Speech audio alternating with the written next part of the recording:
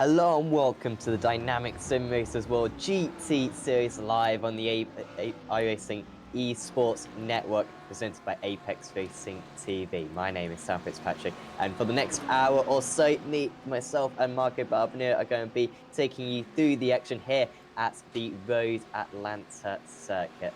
And Marco, brilliant to be back once again, round 4 of the season, I believe. And so far I've seen a very entertaining championship, particularly in the silver and bronze categories. Martin van Liesnor dominating the gold category, it's safe to say. But this Road Atlanta circuit, a favourite among drivers, one of the most used circuits in all of iRacing, of course. And it's good to be back here in these GT3 cars, partly in preparation for the Petit Le Mans, of course, coming up in a couple of weeks. Exactly. Hello, everyone. Yes, you are not living in the past. That was a Season 4 video by mistake. And it took me like 30 seconds of very, very, very uncomfortable, embarrassment to understand what the hell was going on. And then I realized, yes, a little bit of a mistake, but yeah, this is very much Season 5, as you can see. And Sam is absolutely right. The series, as per usual, when there is an endurance event that is matching with the series schedule, they try to do their best to replicate the conditions that the driver will find at the beginning of said endurance event, and that is why we are here, and this is why it's early morning, more or less. In Italian terms, it's early morning here in Road Atlanta, as the drivers are going for their qualifying runs, and the question, of course, that everyone is asking up and down the paddock: can anyone stop Martin van Liesnor, who has won every race so far, both the season non-points paying media day and the first 3 events as well. So certainly a lot at stake tonight, Sam, and of course, the added bonus of being very much a competitive environment to do the last preparations for the Petit Le Mans later down the road. Yes, this is a bit more of a sprint format, but for the top drivers, certainly, I mean, they're sprinting for that 12 hours anyway.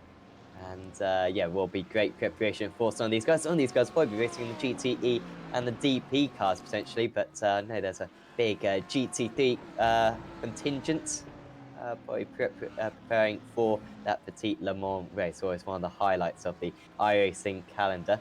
Currently, we are 6 minutes into the qualifying session, 20-minute qualifying session, extended a little bit from last season by about double. And yeah, so that will set the grid. Then, of course, a 1-hour race coming up for you later on. 1 pit stop mandatory.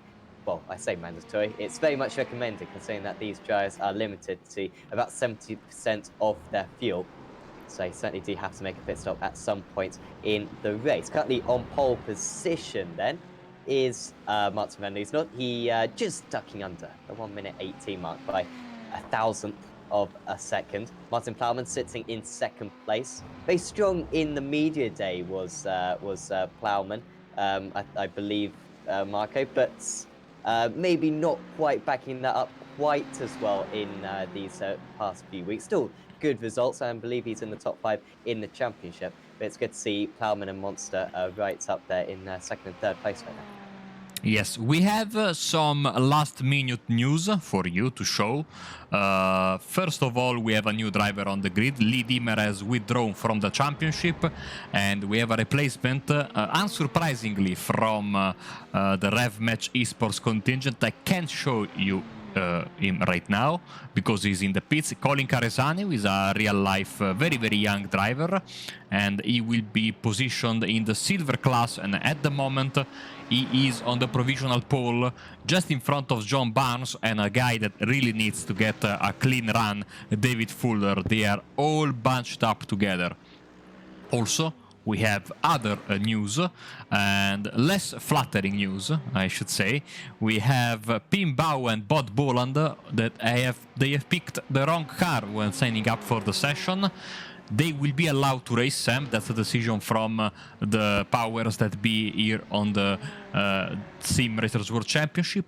But they will have to start from the back of the pack, and already some of them, Bod Boland is a little bit upset, because he is, according to his words, he cannot drive the Audi, and that's the car he signed up in. So it's going to be a very tough hour race for these guys that signed up in the wrong car. Yes, definitely. And whilst we're at the start of the season in particular, and also because this series has so many drivers, it's such a popular series, they're going to be starting a long way behind. And so it's very much damage limitation for those guys. See, the drivers trying to set their fastest lap times, but Colin Caresani going off the circuit then. Of course, as a silver driver at the moment, if he does exceptionally well... Oh, that's a massive crash, and that is many meters in the air. I think that's two teammates, in fact, yes. for Fury Sim Sports, Chris Warner and someone else coming together, and that is a real setback for them, having to go straight back to the pits. And that was a heavy impact just at the top of the hill. We're going to see a lot of that, I imagine, Mark. I remember a broadcast I think we did recently where we were adamantly saying, there's going to be a few crashes there, and we were waiting for one for quite a while. And eventually there were about 5, I swear, in the last half of the race. So just such a tricky corner this. Yeah, I remember it as well. I don't remember what we were covering. As we have the live stewards, they are back, Peter Grauers and Bart Dahlman, and they announced their presence very, very emphatically. As you can see, you will follow their decisions on your screen, as you can see right now. So thank you, Peter, and thank you, Bart. Glad to have you back. Hopefully you are enjoying the pizza tonight, and hopefully as well you have a nice, relaxed evening watching the race with us.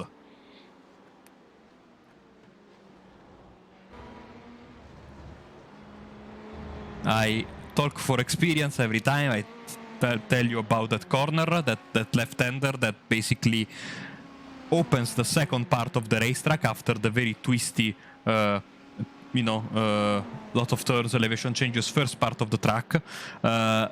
It's, like you were saying, not a matter of if, but a matter of when if a car crashes there, because it looks like you have a lot of runoff area, and then you don't, and all of a sudden you are bouncing on the gravel.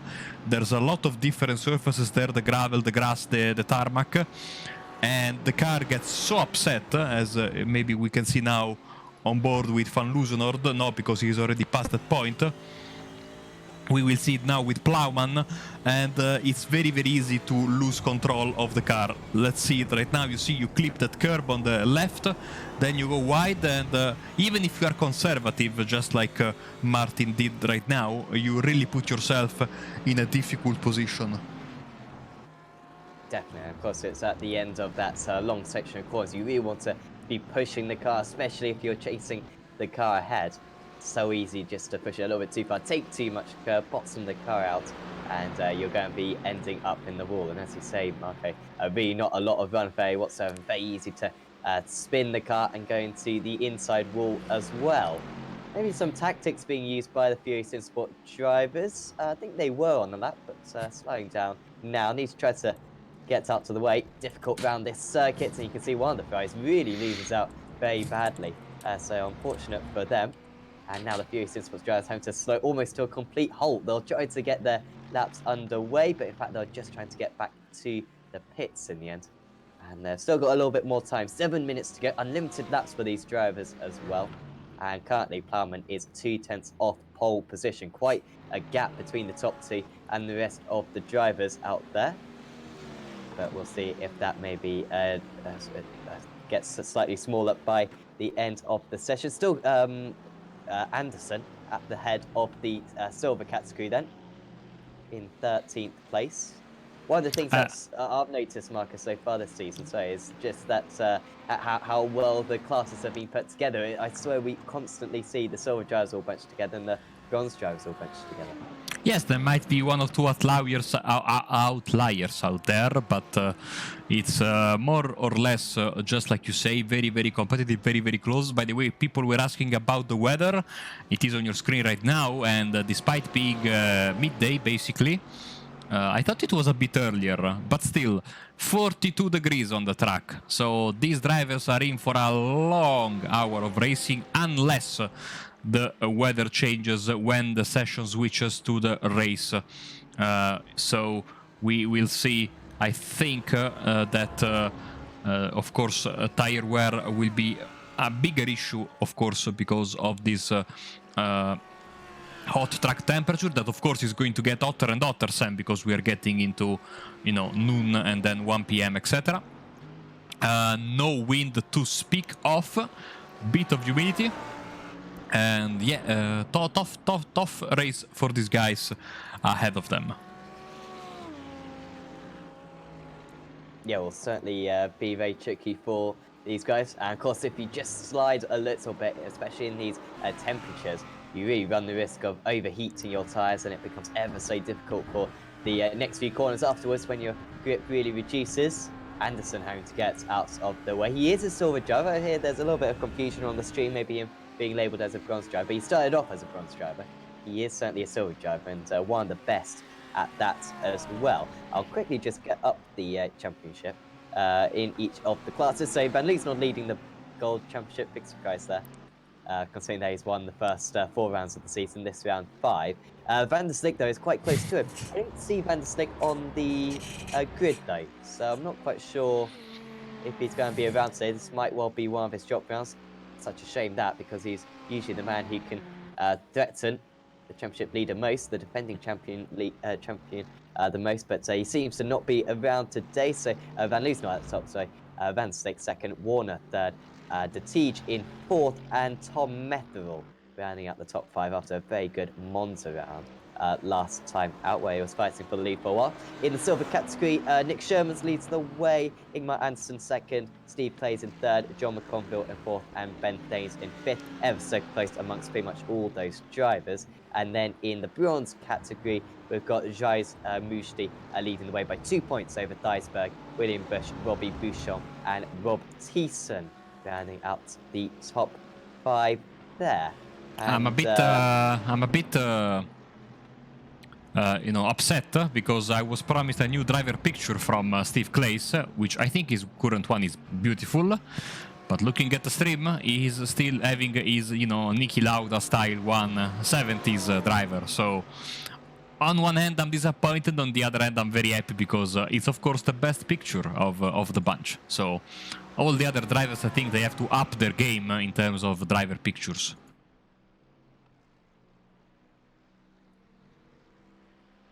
Yes, definitely. Other drivers really need to up their game. And he certainly set a high bar for everyone else to match. Just a quick word, Mike, on the very exciting news about the new Endurance League that Simracersworld are launching. I mean, this league has continued to grow for a couple of years now, and this Endurance League, which will be starting in around December, I think December the 8th is the date of the first round. I mean, that is going to be something quite spectacular to watch, and I think we'll be national holiday. Broadcasting it on Apex Racing TV. Yeah, national holiday. So I think you may have found yourself a partner for that broadcast.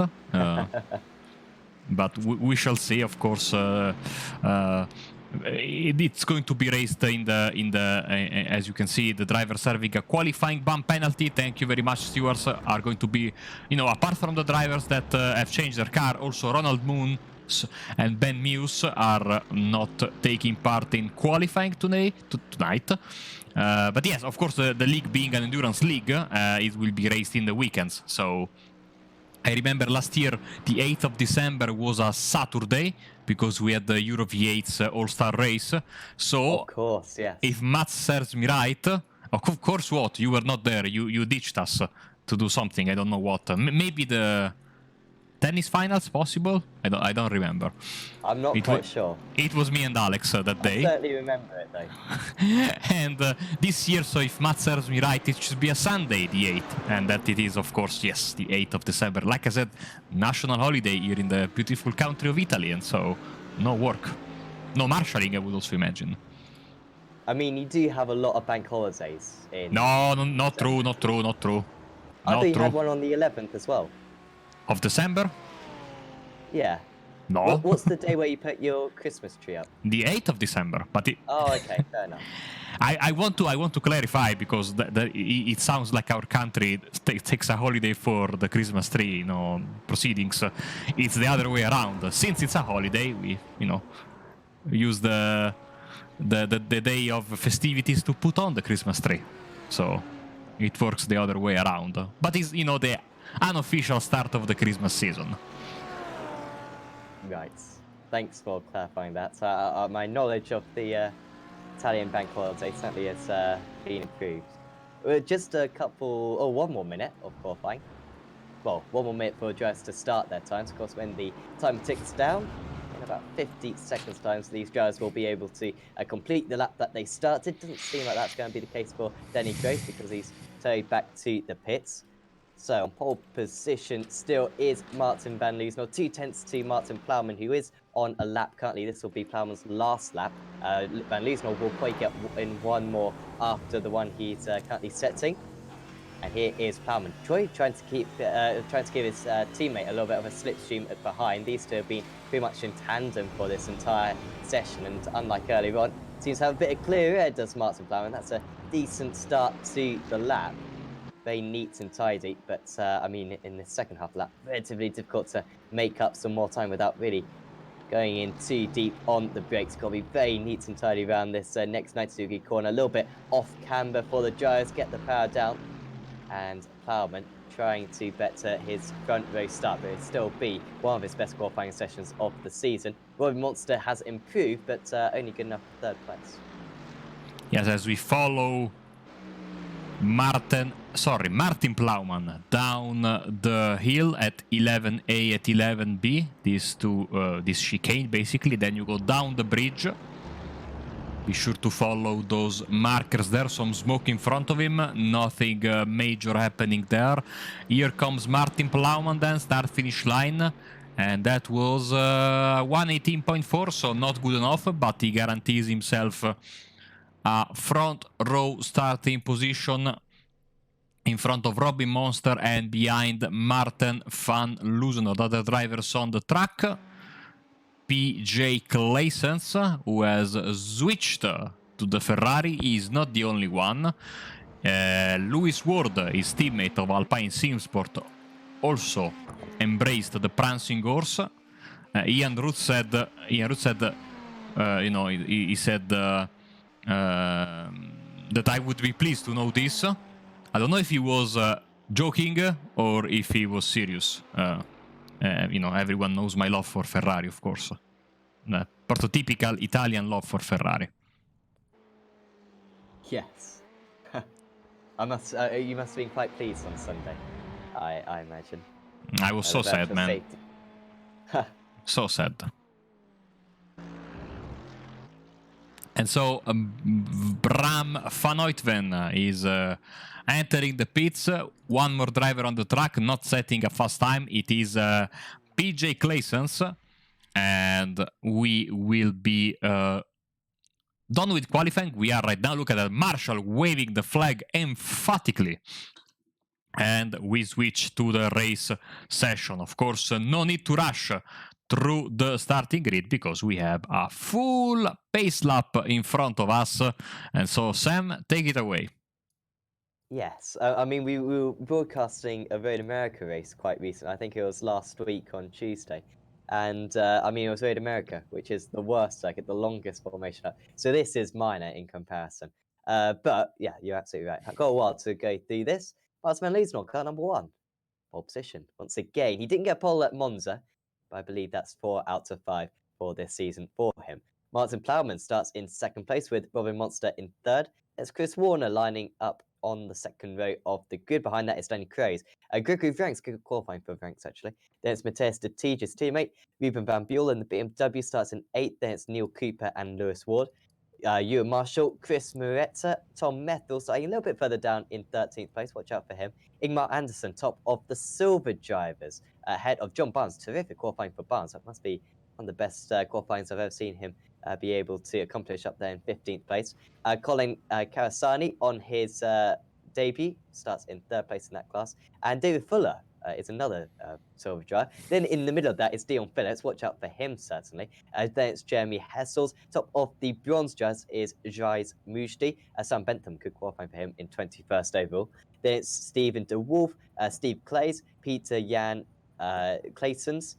Then it's Ben Thanes, Steve Kastrop, Chris Miles, Nick Sherman's a little bit further down, championship leader of the silver drivers. I mean, he must be something like 9th out of that class on the grid, so he has a bit to prove from that position. Ian Roots, a little bit of a disappointing qualifying once again for him, but he's been getting some good starts. Has Mr. 11th place, so watch out for him. Robbie Bouchon starts in 30th place. Then it's Bram Van Nutsven, Rob Thiessen, Ryan Walker, Kevin Boland, John McConville, Stuart Musselwhite, Thijs Berg, Scott Malcolm, Lee Woodburn, Jochen Lennarts, Ronald Means, Bod Boland, and Roy Viverke. And then it's William Bush, Pim Bow, Ben Llewellyn, and James Hobden. Ben Mears hasn't taken the grid. Hopefully he will start move from the pit lane. Don't know if maybe he's got some penalties up there. And despite my rambling on through that grid, we're only just pulling away, so we've got a couple more minutes to go. But I mean, that Sherman's one, Marco, really stood out to me. He is leading the championship in the silver category, but with how close it is, I mean, the top 4 drivers being separated by 30 points, which, by the way, isn't a whole lot in this series. I mean, he's got quite a bit to gain if he's going to keep that championship lead intact. Yes, and we have talked at length about the dangers of the first corner, and the first corners in this particular racetrack are going to be very chaotic, especially if you start towards the back of the pack.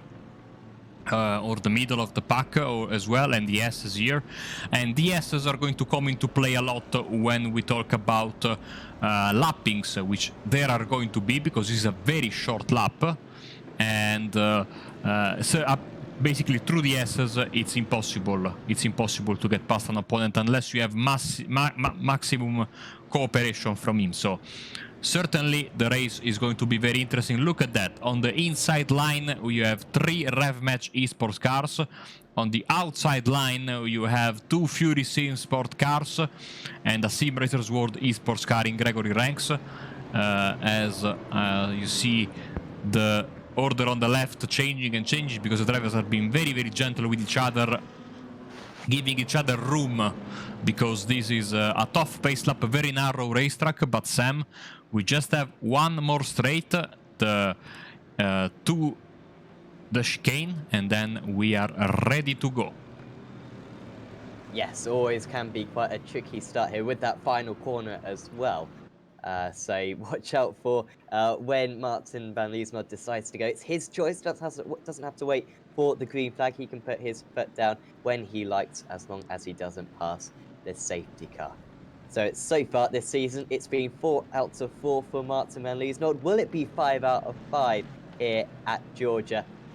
He needs to move a little bit ahead of the Mercedes. When will he go for it? It's Van Liesma versus Plowman. Away we go for 60 minutes of racing at the Road Atlanta circuit, and it's a terrific start for the RevMatch Racing Esports driver. It could be a 1-2-3 by the time they enter turn 1. It's Van Liesma, Monster, Crows, Plowman is surely going to drop down into 4th place. He's going wide, and he might even be overtaken by his teammate. A disastrous start for the driver who started in 2nd place. Is he even going to be overtaken by a Simracersworld driver? No, just slots back into position. So it's RevMatch Racing, RevMatch Racing, RevMatch Racing, and then it's the couple of Fury Simsport drivers, and then the couple of Simracersworld drivers. Seemingly, a contact has been kept to a minimum. Certainly no issues from the green flag, and through that first few corners seemed to be pretty good. Now there is a bit of an incident for Stephen Castrop, seemingly, maybe Scott Malcolm as well at the trouble zone that we identified earlier on. Robbie Bouchon spinning round. He will get back underway. Not sure if that will be the case for everyone else. Yeah, contact with Van Uytven and a Rev Match Esports car there in a big mess. Could have been a lot worse, of course, as the first lap is about to get in the books. Rev Match 1, 2, and 3. But look at Chris Warner there trying to get past the returning Danny Cruz, who has been, like I said, on vacation for the past couple of rounds. Nice to have him back. Super Trofeo driver in real life. Former TCR International competitor. Tom Mettrel is going a bit wide. Can he hold the car? He does, but now his two Meraki teammates are getting closer and closer. Certainly not the race started Fury wanted, with Warner and Plowman now behind this hat-trick of Rev Match drivers leading the way. I mean, for the photos, it's terrific for Rev Match Racing Esports. I think they had a top 5 or even a top 6 at Montreal earlier on in the season. They certainly ended up with a top 3, but at one point I think they did have a top 6, which was quite incredible, their domination. So good opportunity for photos there as Karasani on his debut slowing down. I mean, is that a proper issue? I thought it was a slowdown initially, but actually he is towed back to the pit, so not the debut that the rookie wanted. Silver Class Joe, it looked as though he'd be right in the running for maybe a Silver Class podium. This is what happened to him. He had a notification pop up on his screen early on in qualifying, which forced him to intrude a couple of drivers running wide there, but of course making no contact with anything. And well, maybe that initial slide was due to a hardware issue and coming to a stop off the racing line. So clearly in control, Marco, but unfortunately having to retire.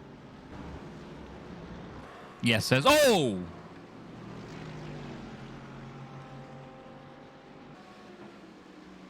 I think it's placings involved.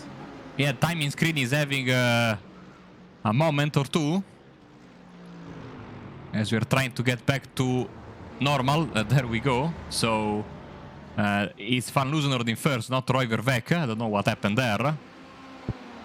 As we saw a car going in the wrong direction.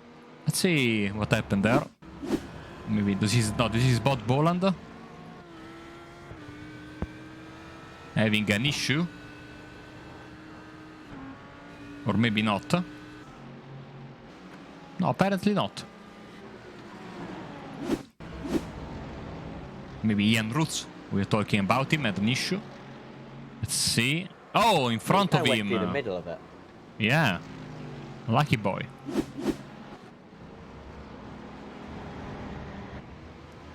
As we have once again a very, very compact train of cars here at the front of the field. Only 4 minutes on the clock. Van Loosenord, the Monster, Cruz, Warner, Plowman, the Tige and Ranks are all part of this leading pack, with Warner getting the best lap of the race so far, the fastest lap of the race. But realistically, you can see on the track map on the top right of your screen, it's a big, big, big snake of cars with the 2 drivers, Meus and another one, which is Verbeek, having issues and being a bit far behind, with 1 driver in the pits, and that is, of course, Claessens, who was involved in that crash earlier. On that last lap, Chris Warner was the fastest driver on the race circuit in 4th place. He was 0.3 of a second faster than Van Loosenord, who isn't quite pulling away as he tends to do in these races. Potentially fighting there in amongst 2nd and 3rd place, with Crows getting to it, then 0.2 of a second of 2nd place man Robin Monster. No opportunity this time. You'd expect him to be patient, at least doesn't want to make contact with his teammate, of course.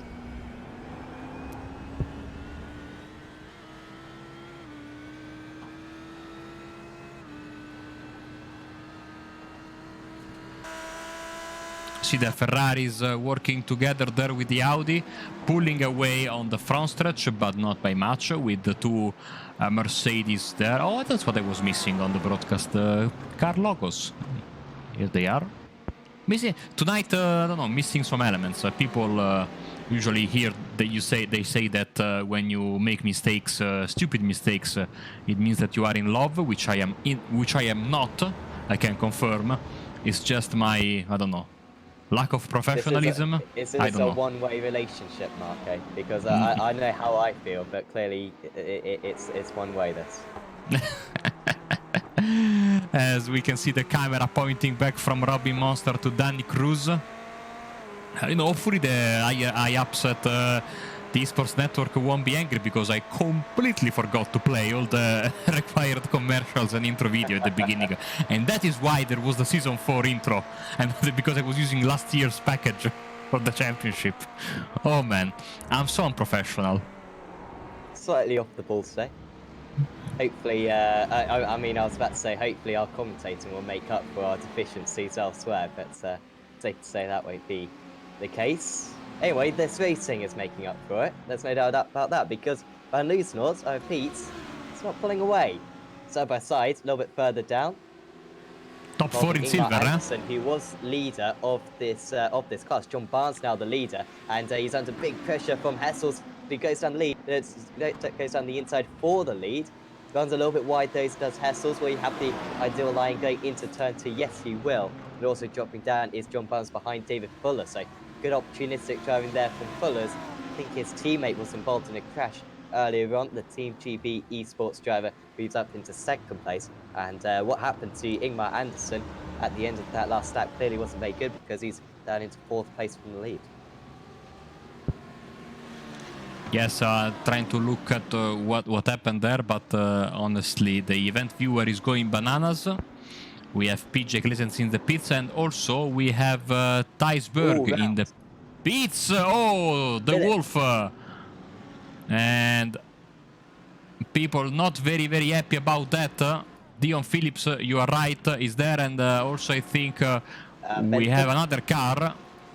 Sam Bentham, yes, you are absolutely right, and he's still rolling somehow. Let's get a replay of that very, very quickly and see what happened. So the Wolf spinning around Phillips. Oh, and Phillips just, unfortunately, with the momentum going back into the Wolf, and that kind of caused the main issue. The Wolf with steering damage clearly, and having to retire from the race. Very unlucky there. A couple of, maybe a bit of luck contact there, but that's all that was needed there in that situation on that right-hander. I always like to compare those two corners, these two corners here, to the way, I might be completely wrong, of course, but I remember how the two Lesmo corners were in Monza in the past, especially the second, which was much, much tighter and with less run of air than it is right now. Before the changes they made in the 90s. As we move to a crash. Oh, do it again. Same corner. Oh, it's David Fuller again. Poor David, not having the best of seasons. He has the pace, he doesn't have the luck. Let's see. Was running in second place. This is him chasing down Jeremy Hessels. They seem to have pace, maybe to pull away from the others. Now, is it Hessels who's caused this? Fuller goes to the outside, momentarily takes the lead of the event. Hessels deep on the brakes, but this is all fine so far. And, I mean, both drivers wanted to get ahead. Unfortunately, at least for Fuller, no contact, or no major contacts with other drivers. So he'll be able to go in pursuit of the drivers ahead. But, I mean, that's another spin for him. He's collected quite a few this time. Was involved in a collision with another driver. Yeah, you are right in touching that in the bad luck of the mistake, or well, the contact more than the mistake. He just received two very small taps, so iRacing damage, recognition willing, he should be okay for the rest of the race. Jeremy Hessels now leads in silver in front of Anderson, in front of John Barnes. Then it's Ian Roots of the gold class, of course. And then you see there, David Fuller didn't lose too much time. He's in front of Chris Miles.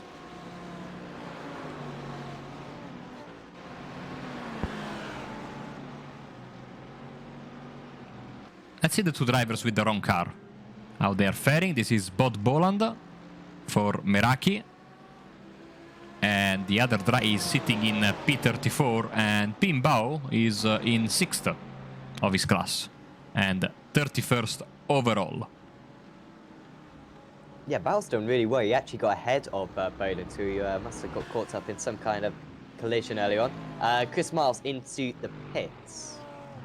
So I think he was involved in that crash at the final corner near the start of the race, but I don't think he's going to get to the end of the race from here. So big issues for him. Side by side between Sherman's, and he has lost that place to Walker.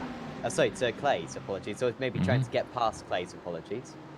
And he's just got Ryan Walker right on his tail. There is Walker looking for a very opportunistic move. Don't see too many overtakes through that part of the S's, or through the S's whatsoever. Sherman's coming back then. I was saying how he was way out of position on the grid, but he's up 8 places already as Sherman's overall. He's up about 5 places in class as well. And certainly a podium is looking very possible at the championship leader. Drive-through penalty for car 234. It's the driver you see on the screen right now, John Barnes, 3rd in the silver class. He will have to serve a penalty. That is the decision of the stewards for that contact earlier in the race. Let's go back to the front of the pack then, because as you can see, the snake of cars continues to be very, very compact.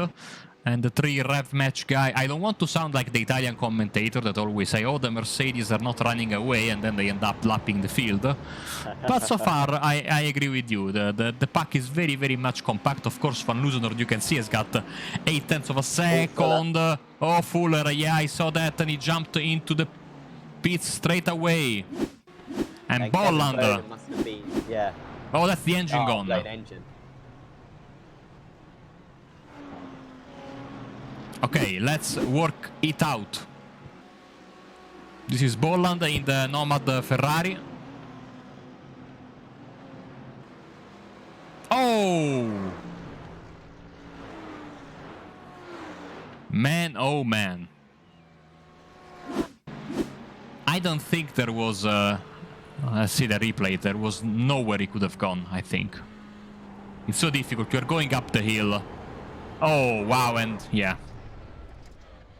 That must have been scary. Let's see what happened to David Fuller then. Clipping the curb, speeding in the worst position possible, smashing into the wall. The car was already compromised, and this looks a lot like Alonso and Webber in 2003. Especially the way the Ferrari went into the barrier there, the same angle on the opposite side of the track, of course. Yes. Very much, yeah, they're kind of losing steering and going into the opposite wall. And it's a similar effect for both. They're both out of the race, seemingly.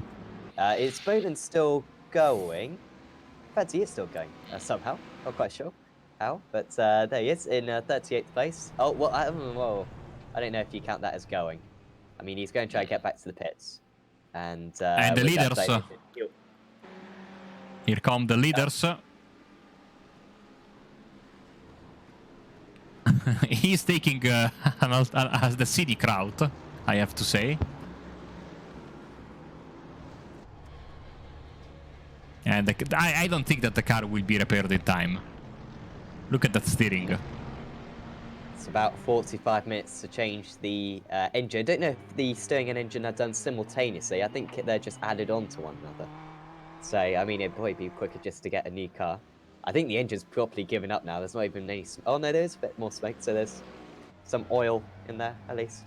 And he will trundle down the pit lane, and that will be the end of his day, most likely. Big shame for him and Nomad Sim Racing. But, as... I mean, we don't want to be biased, of course. And we're not biased, because we just want to see a good race.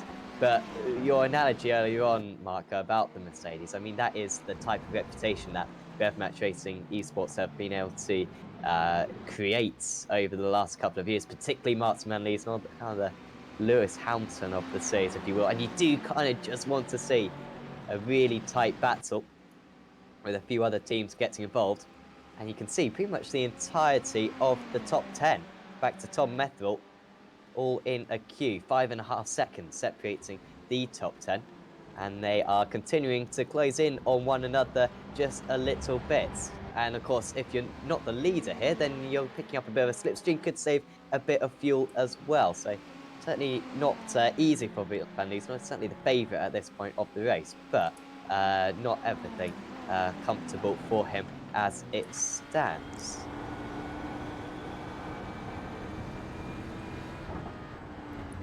It's so beautiful to see these drivers, Sam, move through the S's here and see how they are able to work up and down, clipping the curbs, threading the needle basically with what is a very, very, very dangerous part of the racetrack where you pay every mistake. As this train of cars keeps getting longer and longer. Also Cooper now is tagged in, and Ruben van Buel also is a little bit on his own, but closing in.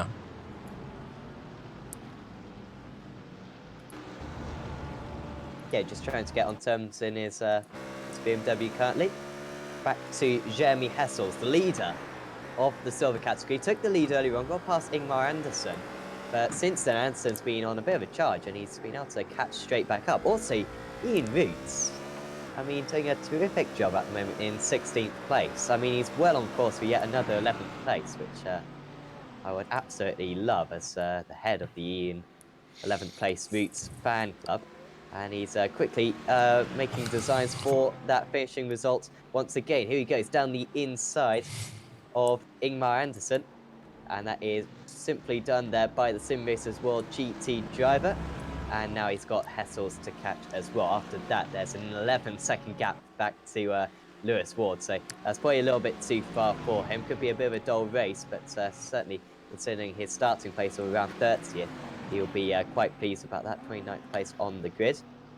And certainly looking a bit more confident. But of course, Hessels can't afford to get involved in a collision here. Wants to hang on to that silver class lead. I have a bit of a conspiracy theory that remember last week we gave the driver of the race award to Plowman, no, for his great comeback.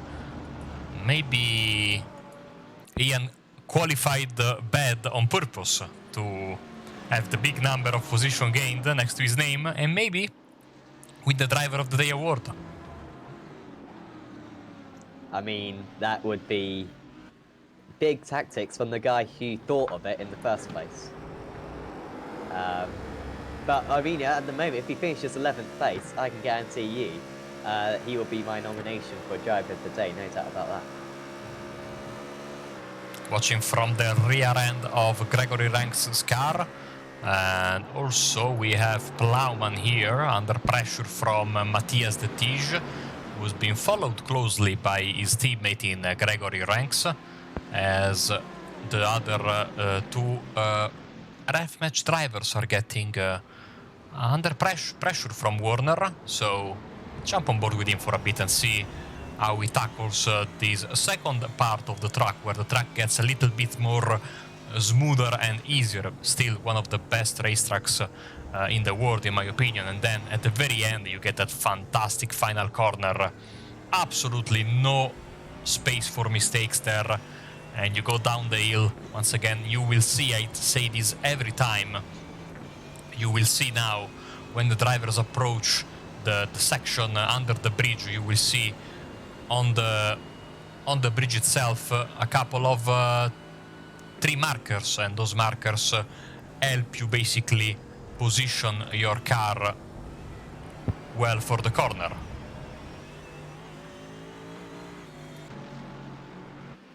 Yeah, there's some big tips with the driving lines around this place. There's a couple of corners, as you're saying, Marco. Certainly a track that's, I would say, beginners can get into quite quickly, but to really master this place, you've got to be at the top of your game, mainly competent with your own car. Driver off the circuit, the Mercedes there. Not sure who that was. But we can get to the bottom of it. Wasn't me Ben neither. Lewis? No. No, it was Ben Llewellyn, I think. Aha, Ben Llewellyn. There he is. So yeah, that is why he was slowing down. Quite a bit of damage on that car. Hopefully we'll see him back out on the track later on. But interesting, Marco. Van Liesnoord pulled away by about a second at the start of the last lap, and then seemed to straight away lose about 4/10 of a second. I don't know if there's maybe some team games going on for the team, but for Rev Match Racing Esports, but it's almost as though Van Liesnoord is gifting Monster and Crows a slipstream at the moment, as side by side between De Tiege trying to get past Martin Plowman, and it might just work out for him. Plowman on the inside, De Tiege on the outside, the Mercedes perhaps with that extra grunt just helping along. Better line though for the BMW in terms of the straight line speed as they start lap 17 of this race. Still around the outside, should have the better line. Should the Simracersworld GT driver? Yes, he does. Good driving there from De Tiege, and he's got ahead of Martin Plowman, up 2 places from his start now. Yeah, very good move there, and he gets up into the into 5th place. So De Tiege, you know, this overtake was a little bit of you know, laps in the making. We are 22 minutes in, and he is certainly doing a good job. Of course, this attempt at the overtake caused, I think, a little bit of a fracture. Not very big, but a fracture nonetheless in the front of the pack. I think you and Marshall as well is trying to escalate up through this. Well, it's quite a daunting task to have to pass all these terrific drivers. Seemed to almost get past Ruben Van Buell just a moment ago. But I think all these drivers are trying to save fuel. They're thinking about the pit stops. We could see quite a variation in when these guys pit. And of course, it's quite a short lap as well. So it's not too difficult to gain that extra lap of fuel. Potentially maybe even 2 laps that these drivers could do. It will be fascinating to see what strategies these guys employ. Of course, no tyres that these guys will take. It would take far too long, 26 seconds, the additional time you'd need. This is what happened to Ben Mears then. Seemingly an issue for him. He's now disconnected from the server, so certainly is out of the race. Going into the opening corner, just dipped a wheel onto the grass, and maybe just feeling as though he'd had enough at that point, was a little bit detached from the rest of the field. Yeah, let's see, because yes, he's continuing going over the curb there, and let's see how he tackles then this part of. Oh, big slide there, and I think he has a date with the wall, and that's exactly what happened.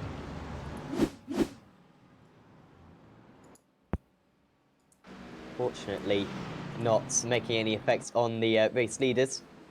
As De Tiege under big pressure, he just made this move, but back down the inside goes the Fury Simsport driver, almost having to cut the circuit. And now is it an opportunity for Fury Simsport driver to gain 2 places here, as Plowman moves past. Neil Cooper trying to get past as well, but can't quite make it. Now Cooper's going to be under pressure from just behind him. Here comes De Tiege again into turn 1. He's liking this turn 1, outside a couple of laps ago, inside this time, and he's made back that place. But they're now 2.5 seconds off the top 4. I wonder if the top 4 might start to bolt away as well, really starts to push very hard, as this top 10 pack has very much been segmented, as you were saying previously, Marco. Absolutely. I mean, I'm seeing that the drivers are fighting with each other, and that usually spells disaster if you want to keep a hold of the leaders that are having a relatively calm race. But you know, we are enjoying this big fight here for 5th place and downwards. Certainly a lot of very close drivers, as Methrel is now putting pressure on ranks.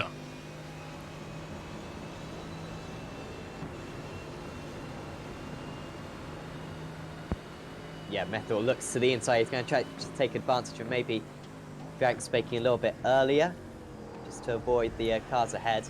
Ever so close. And this is difficult to be in Methrel's situation, because you're like, guys, just stop fighting. Just speed up and catch up to the guys ahead. But they're very much embroiled in a battle at the moment.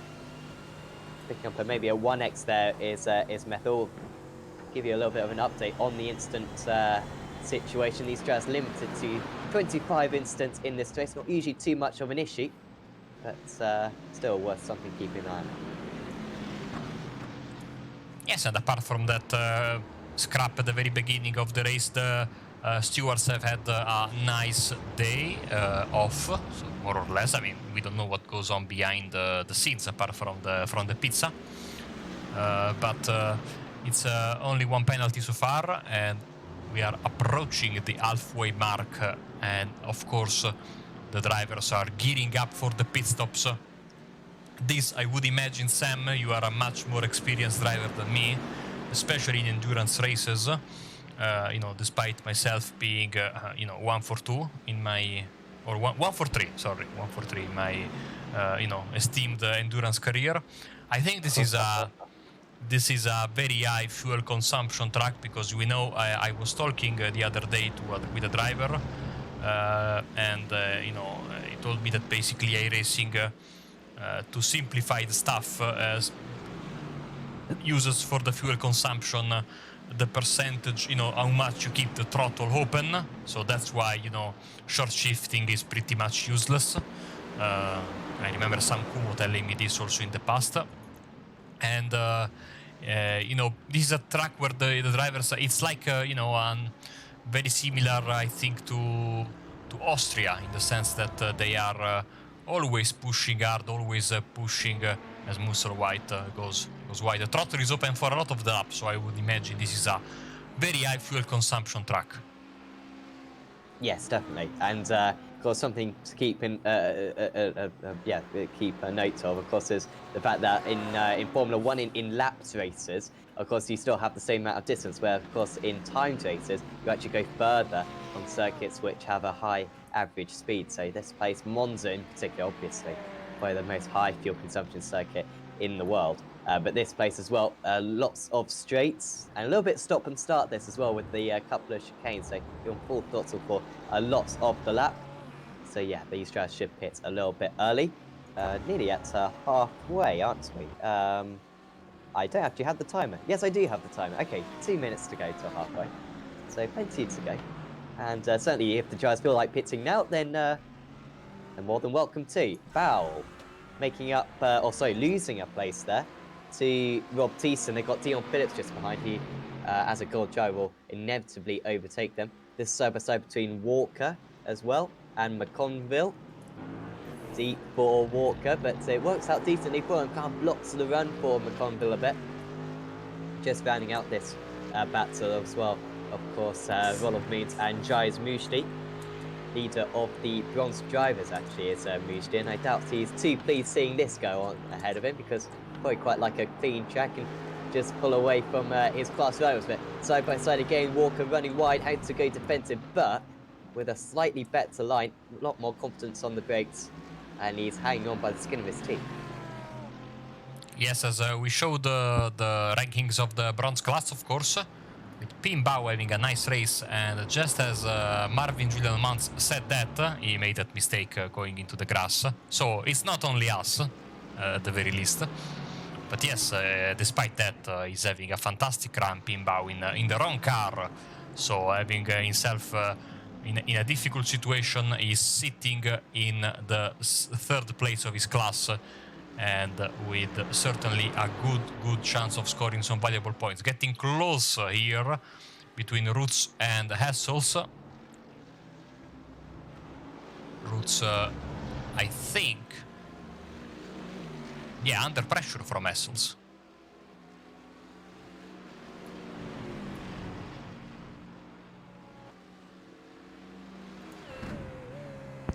Steve Clays is following. Pretty... Oh, sorry, Sam. Sorry, I was just going to say these two seem quite evenly matched. I think Roots caught and passed Essels earlier on, but I think since then Essels may just following in the tracks of Roots, and that's just helped his pace a little bit in the slipstream. And Anderson trying to get back past Clays. Did Clays just overtake Anderson? Yes, he did.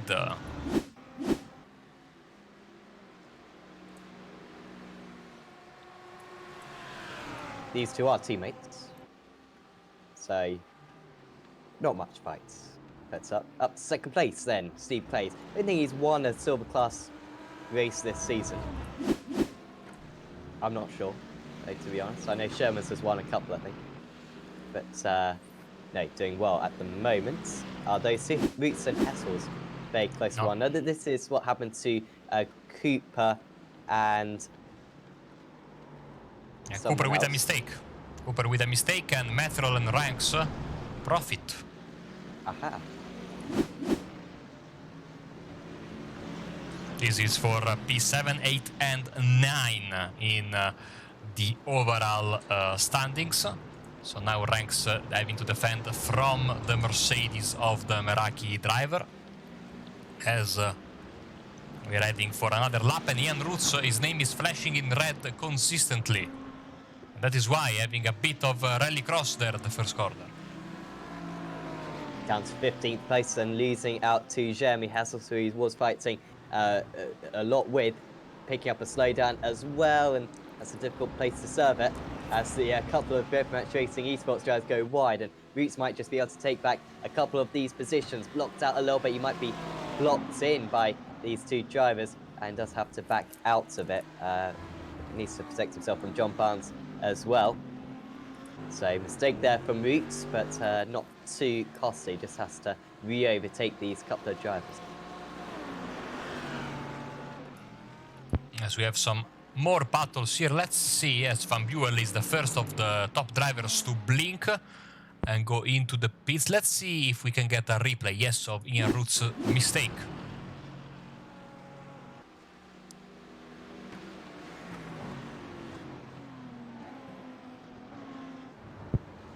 I think he decided to, you know, I'm on the grass, let's cut everything, which is a good idea to do here, right? Also because rejoining there is very, very dangerous. Incredibly difficult corner, that turn one. There's so many different ways that you can do it wrong. If you clip the inside curb, you're probably going to spin. If you clip the outside curb, you're even more likely to spin. And then even if you clip neither one, very easy for the rear end just to slide out. So one of the most tricky corners on the entire circuit, despite looking quite deceivingly easy. This is Woodburn and a Team GB driver. Oh, that's not good for Woodburn, as he certainly damage to his rear end, and I think Van Buel made, you know, killed some cones. Oh, yes, he did. Was that before he pitted? No, after. Just happened. Okay. Still the top four. Very close.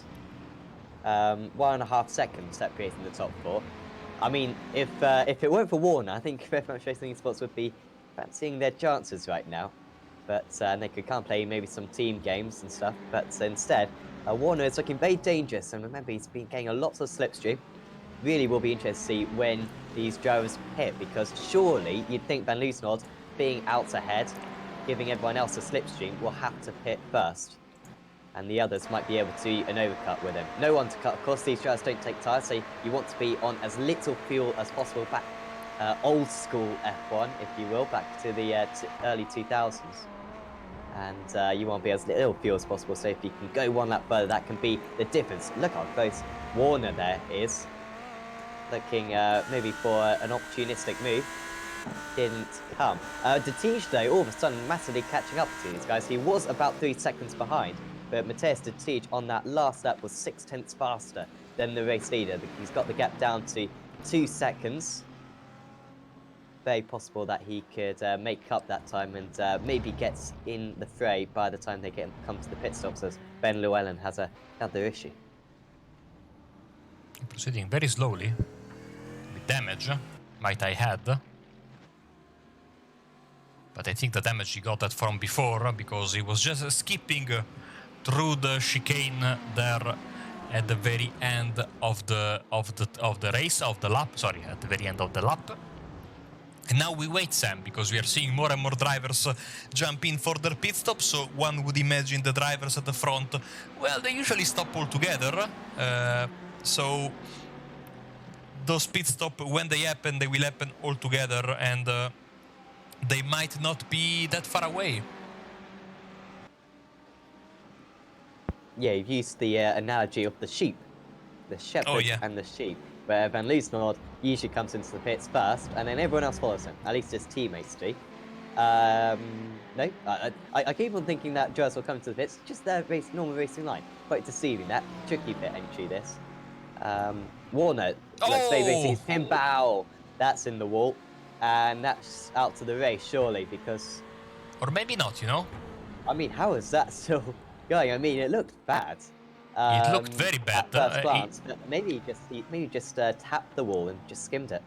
I tell you, it didn't even register on the event viewer, so he might have gotten away with it. I have no idea how.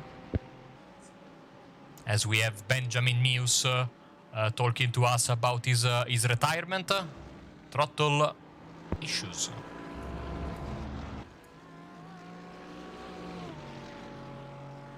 Ryan Walker is in. Amateur champion. Yes, of course. Yeah. Was doing well in the silver class, was Walker. I believe he was in certainly the top 5. And quite a few retirements in that silver class, actually, with Verberke having issues. He's certainly quite detached, but Sherman's and Mia Smiles. With a bad pit stop, doing a 3-point maneuver. As Danny Cruz goes for a bit of rallycross, and the top 3 is lost. He's down to 6th place. He's lost out to Detige and Plowman as well. Awful corner there for Danny Cruz. We'll have to get to the bottom of what happened to him. He was running in 2nd place, I believe. Oh! Oh, wow. Now, did he clip Monster? I think not, but that was a matter of inches. How did they not touch each other?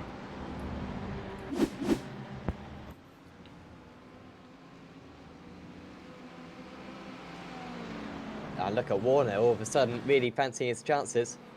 He was staring at 2nd place just a few moments ago when it looked as though 2nd and 3rd were crashing into one another.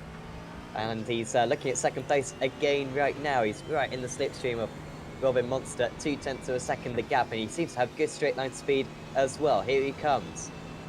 Does he feel like he has to make this move before the pit stop sequence? If he can get up into 2nd place, he's going to really fancy his chances at the race win, but lifts off early. He isn't interested in the move. He wants to continue this tactical game of saving fuel. And he's happy to stay in 3rd place as it stands. Detige now only 1.3 seconds behind these guys. He's closed in by about 3 seconds on the race lead at past 10 laps.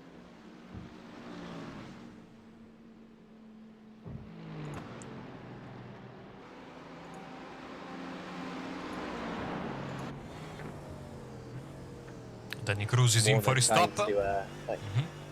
And yes, Warner absolutely trying to, you know, that there was a little bit of a traffic jam there here in the previous lap with a couple of lapped cars. I think there was that Nomad Sim Racing car of Ryan Walker there that caused a little bit of a commotion there, and that's what caused the pack to compress at the front. But still, I think that Warner has more than a chance, and he has shown a fantastic pace tonight. So if they want to win the race, either Van Loosenhoorn or Monster have to be spotless in their pit stops. As people are asking for live timing, and live timing is coming in the description. Sorry, in the chat in just a second. Ranks to the outside of Tom Methil. Methil, I think, has just got past Ranks. Apologies. So Methil up into 6th place now.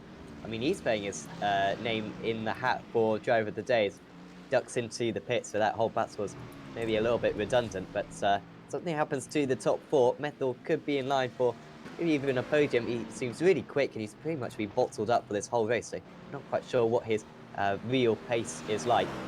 But certainly it's been a very successful 30 laps for him so far. Ranks moves up into 6th place then. He is only 6 seconds off the lead. Really one of the closest races amongst the top 10 I think we've ever seen in this series. Hopefully all of you are watching it, are enjoying it. And certainly thank you for tuning in. And of course, do subscribe to the iRacing Esports Network because there's loads of other series, prototypes, single-seaters, GT racing, endurance racing, sprint racing, and touring cars as well, of course. We can actually say that because tomorrow is the ARLTC series, broadcasted by us, Apex Racing TV once again. But it'll be on the iRacing Esports Network, so certainly do check that out tomorrow evening, same time as this. Warner ducks back underneath. And of course, just another thing, you know, subscribe to the Apex Racing TV YouTube channel as well. We'd super appreciate it. Warner having to get a little bit out of the throttle there. Just dabbing on the brakes to avoid the back of Monster. And now, Teach and Plowman are right with them. It was a 10-car battle, then a 4-car battle, then a 3-car battle. It's now a 5-car battle. It's great to see. Metrol getting past John Barnes, who made a mistake, if I am not mistaken. Sorry about the terrible pun, which was not intended. Here at the double right-hander that brings us on the backstretch. I think he might have gone a bit wide, and that is exactly what happened there. And there we go. And the leader of the silver class is in. Here comes Ingmar Andersson, followed by John Barnes himself. And Ronald Moons is staying out. I wonder who did this camera pack with when the drivers are in the pits. We have a nice shot of the Yokohama logo. I need to fire this guy absolutely. Oh, Monster versus Warner. This is as close as Warner's got all race long, round the outside into the chicane. And he runs wide. This is the opportunity for Teach to move up, and this is not what these drivers needed just during the pit stop sequence. They're all coming in, apart from Van Loosenord. Wow. The one driver we thought was going to come into the pits first, and he's absolutely done every single one of them. Everyone else is into the pits. He was saving a lot of fuel. I thought he was maybe helping out his teammates with the slipstream. I'm not sure how selfish he was being, but he was lifting and coasting clearly a lot, and it's given him an extra lap. He's in free air, and if we ever doubted Martin Van Loosenord, I mean, we really shouldn't have done. But who's going to be second place here? Who's going to be first out to the pits? Because should be Monster, after that little bit of a side-by-side he had with Warner, and Monster is first out of the pits. Still, Warner ahead of the Teach, Plowman just behind. Here comes Crows, and he's just in the middle of them all. He's behind the Teach, but ahead of Plowman. Methil at the rear of this in 7th. He's still ahead of Ranks. A few cones being scattered. So not massive change there. They're all pretty much the same times. So this is effectively the fight for the win in silver, with Essels and Clays. They both have already stopped. Let's see where Ronald Moons will slot, I think, behind them. So Essels and Clays and Anderson, for that matter, all three of them in the fight for the race win. Here comes Van Loosenord, who's either a master at saving fuel or he's pulling a 2005 BAR, if you remember, if you know what I mean. I heard about this a bit before my time, but was that with the extra fuel compartment? Yes.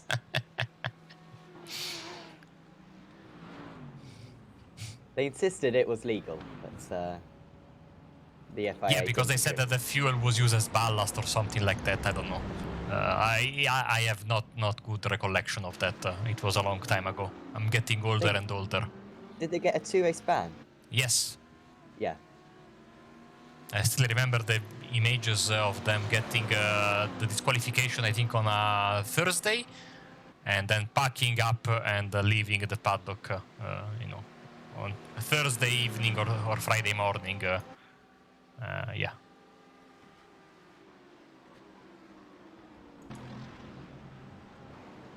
Of course, pretty much Mercedes now, that team. Anyway, what happened to Van Loosenord? 1.6 seconds ahead of Monster. So he's extended that lead a little bit. Now, are we going to see classic Martin Van Loosenord and just pull away from everyone else? Easy peasy, bish bash bosh, job done. Or are we going to see the Martin Van Loosenord that we've seen so far, which is, I think, a very tactical driver, But I think now there's no point in saving fuel. He should be able to pull away. But, I mean, we'll have to wait and see. Bombing Monster's no slouch, and neither is Chris Warner or Mateus Teege, so they're going to keep him honest, no doubt.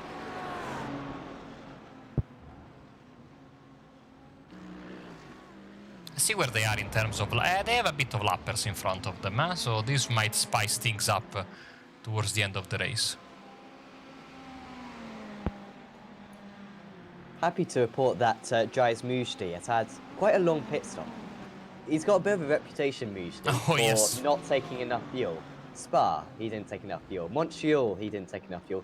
Monza, he didn't take enough fuel. In each of those races, he had to make an extra pit stop. And those are the 3 races I've commentated on. The other one, he may have had to take fuel as well. But today, he's taken 2 seconds more fuel than the front runners. So he should almost certainly get to the end of the race and should take another bronze class victory. He's got Ryan Walker, though, just ahead of him.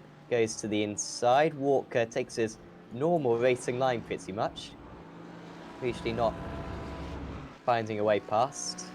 And, I mean, he's got a big gap to the next bronze drive, but still wants to pick up as many points as possible to extend his championship lead. Nick Schurman, who is a boatload of laps down. 15, if I'm not mistaken. Let's focus a bit on this front 4. I know we have done a lot of this tonight, but it's certainly been worth it because the race is very much still in the balance, Sam, with Van Loosener, Monster, Warner, the Tige still in this. It's 4 cars, 3 teams. Of course, Warner getting super close, but having to look in his mirror because the Tige is ready to pounce at the smallest mistake.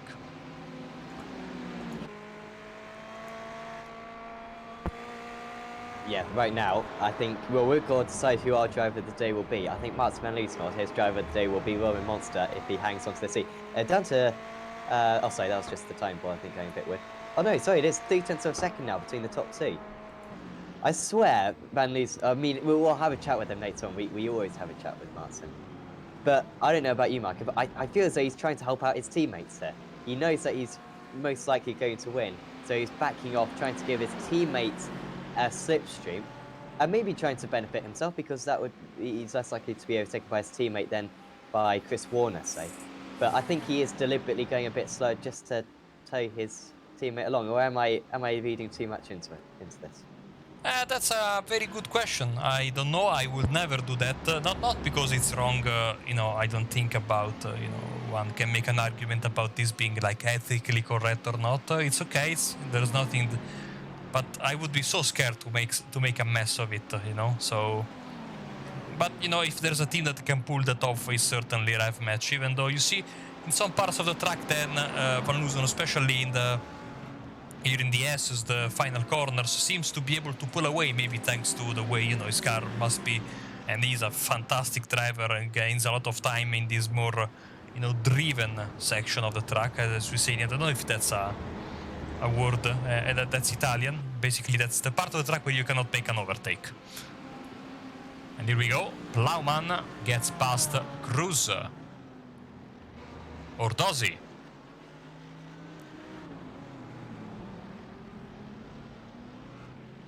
Oh! Fierce fighting between these two, and just about Plowman gets ahead.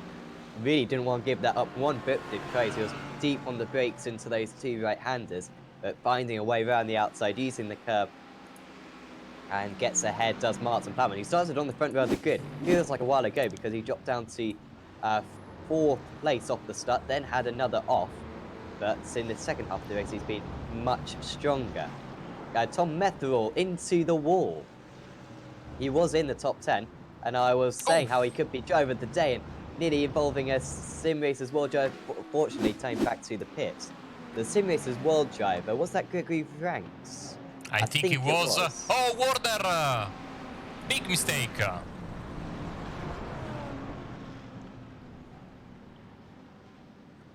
Gets back onto the circuit safely. Loses places to Ranks and Cooper as well. Big shame for Warner. He was really looking as though he could win this race, perhaps. Monster defending. Warner goes to the outside. Oh, he's just a little bit on the marbles on the area of the circuit, which isn't quite as rubbered in. And once he went onto the grass, and very difficult to get back onto the circuit in that situation. And you know, once you go there is no way back from that situation, as Lewis Ward is having issues. Hopefully not the issue I'm fearing that he had. Hopefully just a trip into the grass. Ooh. Flirting with disaster.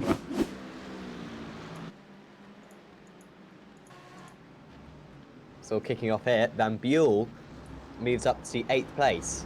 Dropped back a little bit during the pit stop sequence, but good stuff happening to the other drivers. With Chris Moretto and Ewan Marshall, we haven't talked about these two guys for a while, iRacing. But they are running in 9th and 10th, and have been very strong recently, catching back up to this battle. They weren't in the original top 10 battle for the lead, and so they've had to make up a bit of time, so credit to them.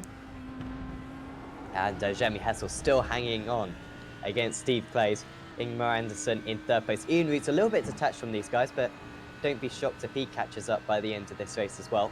Of course, a gold driver.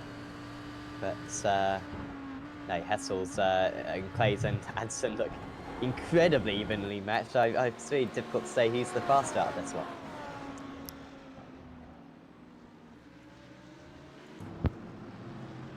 Battles all over the field, as we are used to towards the end of these championships races.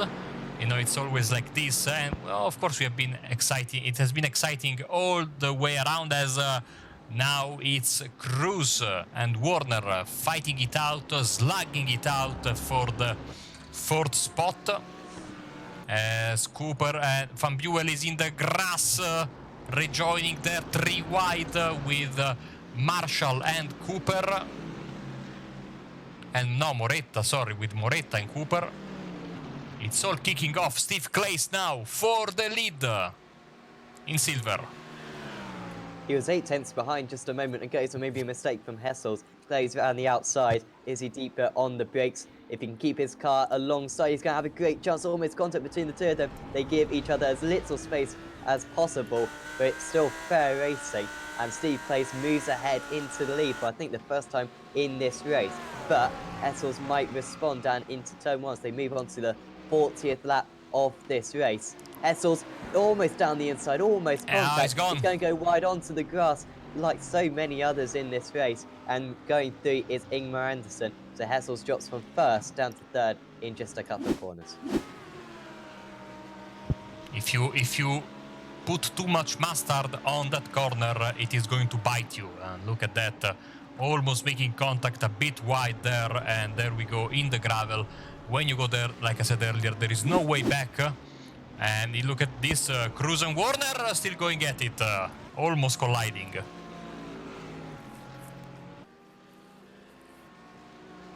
Only for 4th place this, as they were fighting for 3rd place earlier on in the race, but of course Plowman getting past the pair of them. Still ever so close between the top 3, 7 tenths to a second in this battle. 1 second separating 4th, 5th and 6th, and then we've got that other Moretta, Cooper, Marshall, Van Buell, Franks battle, which is separated by about 2 seconds. Certainly haven't been short on entertainment for today's race. It's showing that it's going to come to an end in just 5 minutes time.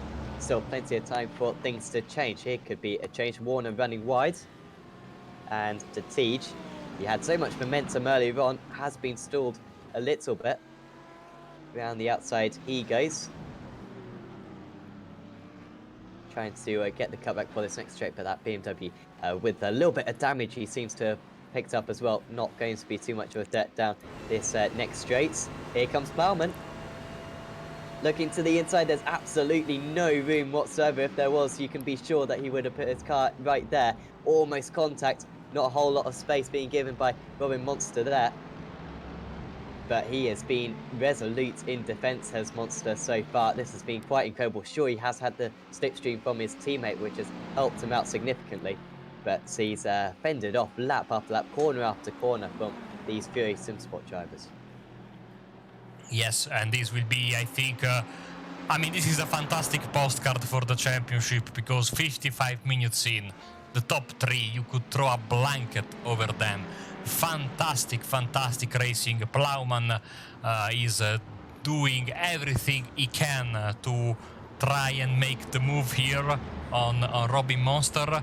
Van Loosenord looking to go, 4-4 or 5-5 if you include the media day in Daytona International Speedway, but this has not been easy, and look how close once again Plowman is to the rear end sorry, of a Monster's car. Yeah, this is as close as he's been. Monster not with a pretty good job to face 4/10 of a second off the race leader, and you can just see not much of an impression being made by the Mercedes. The Ferrari is believed to be the fastest car out on the circuit down the straights, and really it's going to have to be a dive, arguably reckless, from Martin Plowman if he's going to get that second place. 3 seconds they've got Danny Kroos behind, and Kroos isn't catching them much. So, Sam, it's 5 minutes left, and let's see the top 5 in each category. Without camera cuts this time, because we are having to follow this fantastic battle. Overall and in gold, Van Loosenord, Robbie Monster, Plowman, Cruz, and Warner. Then we have an issue for Neil Cooper, who loses a couple of spots, maybe, yes, to Marshall and to Van Buell. So, in the silver class, Steve Clays, Ingemar Anderson, Jeremy Essels, Ronald Moons, and John Barnes, your top 5. And in the bronze, it's Dries Mushdi, William Bush, Steve Castro, Rob Tyson, and Scott Malcolm. Here we go again.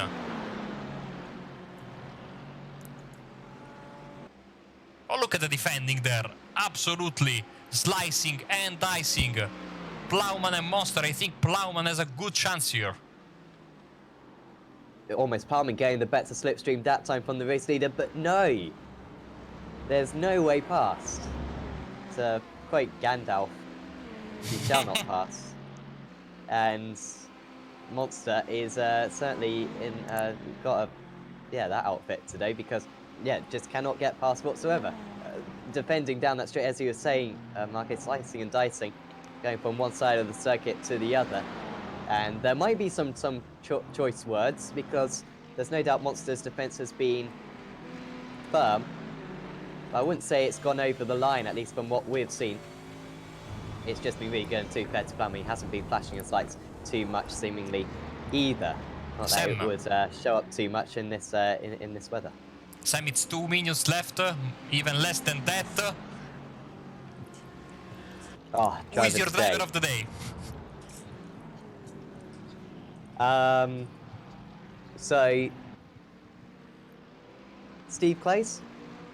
I think Steve Clays has been very good. This pandering to the chat is absolutely embarrassing. I have no words. I mean, I didn't even see the chats. Oh, here we go. So, side by side. Oh, nearly getting down the inside. That was firm defense. Once again, this time he feels like Plowman has just had enough. And we'll get past at any cost. But no, I hadn't looked at the chat, actually. I looked at the positions gained. And Steve Clays has gained 10 places, and he's in the lead of the class. Other honourable mentions would be Ronald Moose, he's up 24 places. And William Bush is up 22, and is second place in the bronze category. So as long as it's one of those three, Marco, I'm happy. So you can make the final decision if you want. No, it's Steve Clays. I never override or overrule your decision, and it's official on your screens right now. Steve Clays, your driver of the day. I mean, there's no doubt that we're corrupt. So if I'd looked at the chat and seen that, I mean, it would have been the least of our gangster quandaries. But there you go. If anyone feels like paying for driver of the day for next week, certainly do get in contact with us on our website. You know, on a more serious note, if you want to sponsor the driver of the day, just drop us a line and we'll let you know. Getting past some back markers from their team, Deathmatch Racing Esports. So yeah, sorry, this is the final lap, isn't it? Didn't quite realise. So Van Liesnord, I mean, it's been ever so close. One of the closest race wins he's going to get in his Simracersworld GT career. Side by side, Crows and someone else. But here we go. Van Liesnord across the line. He wins at Road Atlanta, round 5 of the season. It's 5 from 5 for the Rev Match Racing esports driver. Brilliant drive from him. We'll have to get an interview with him to see what was going on for the majority of that race. Monster finishes second, Plowman a well-deserved third. Could have been more, but I mean, really well fought. Warner nearly caught up in the end. Him and Crows not too far off those top 3. But it was Warner beating Crows in the end, despite contact in the closing stages. To Teach in 6th place. Here comes Steve Clays. Is he going to hang on for the silver class victory? These two are teammates. They'll try not to crash into one another. Is there going to be a change? Anderson, well, Clay seemed a little bit slow across the line there. And Anderson nearly went down his inside, but seemed to back out of it himself. Good driving from those two, and Steve Clays, our driver of the day as well. This Top Mushi, of the bronze drivers then, yeah, it's Mushi. No thanks to fuel consumption worries this time. his new And, partnership with the fuel manufacturer works the first time of asking. And he wins in that class. Only 2 places ahead of William Bush, so he's not going to massively outscore him. He's not going to extend his championship lead too much. But still, everything that he needed to do, choose Mushi. William Bush and Steve Castrop will round out the podium in that class. And he was I think the last driver we were waiting for, our bronze class winner. And so we can go through the race results for you in just a second. Yes, there we go. Yes, and top then of the overall standings and the goal standings is Martin van Liesnord. Robin Monster finishes in 2nd place. Martin Plowman rounding out the podium. Chris Warner started 4th, finishes 4th. So too for Danny Crow, starts 5th, finished 5th.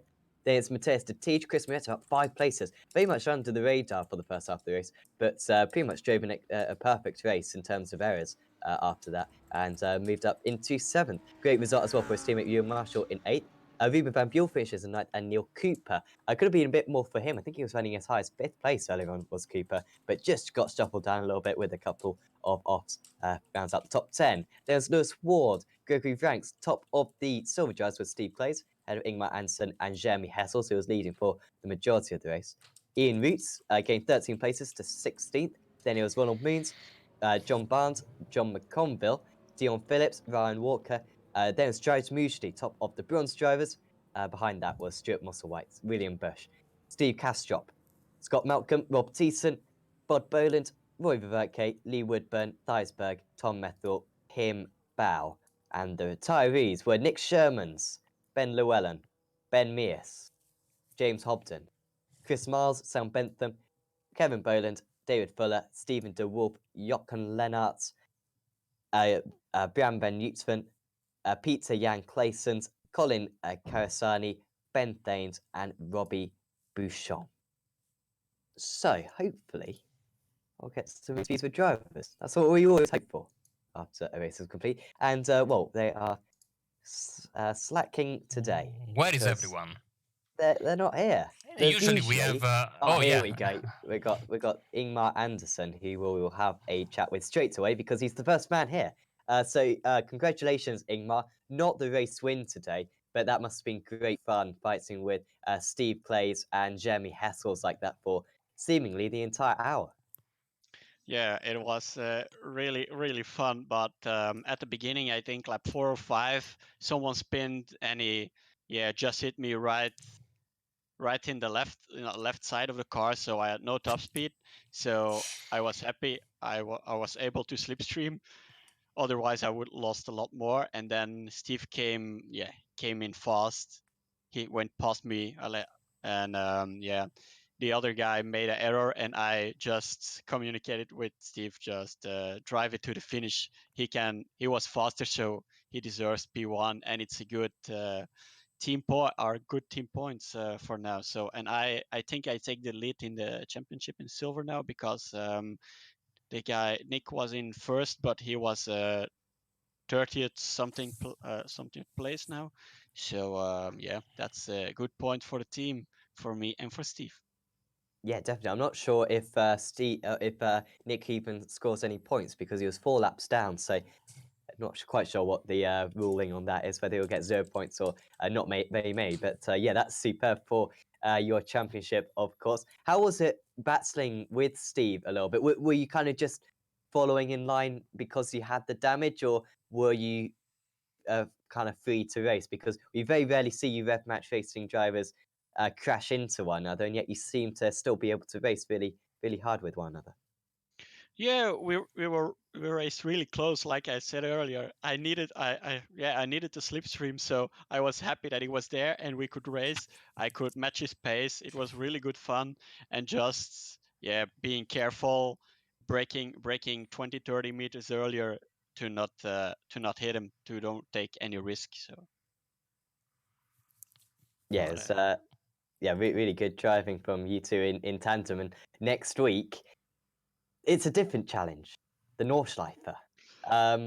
I mean, the first time this series has ever visited the Nordschleife, so I guess everyone will be on an even field. But have you got much experience around that circuit? I mean, it's a completely different challenge to every other round of the championship, I'm sure. I'm going to practice, but I really believe that I'm not going to make a full hour because, there are a lot of corners. I don't know them well, but the other guys of the team, there are a couple of guys that know the track very well, so they will take the points home. But I will try and make the best out of it. I would be happy if I can make a full hour without too much damage, so we will see what my pace will be. But first, now focus on Petit Le Mans, and we will see what the rest will bring.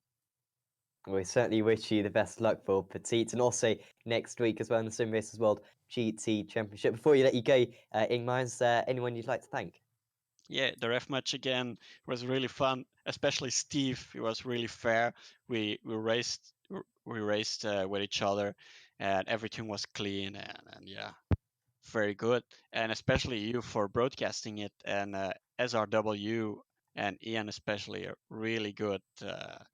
A really good thing organizing these races, and looking forward to the endurance races where I'm one of the organizers with Marvin and Ian. So I'm looking forward to that. Absolutely, we are certainly looking forward to it as well on Apex Racing TV. But thanks for having a chat with us, Ingmar, and once again, best of luck for the events coming up in the next week or so. Thank you, Sue. So that was Ingmar Anderson. Marco, who do you fancy having a chat with now? Let's see. Let's have. We have everyone joined it at the same time. I don't know what they were. They were on the podium, of course. Let's have a chat with our race winner, Martin van Loosenord. Hello, Martin. Hello, guys. So you basically are getting a member of you are becoming a member of our booth now because you are always here. Congratulations on another race victory.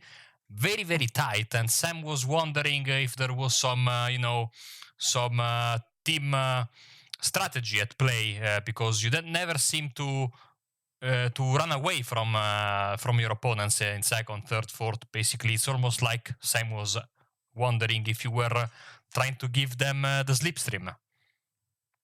Well, I think Sam had a good. I think I'll give you the positive. I give Sam the positive on that. Besides racing, I think it's also important to be a team player. And this race, I was a team player, so I just made sure that Robin had the slipstream every time because the Mercedes is so fast. I could have gone quicker, and that it was also the reason that I've gone one lap further than the other guys because I was simply just not on full pace. But I thought it was more important to get the 1-2 in the books instead of finishing first, and just give Robin there another chance to finish second. And that is why Sam is paid the big bucks by Apex because he is actually knows what he's doing. Opposite to me. But we were talking to Ingemar in the previous interview, Anderson.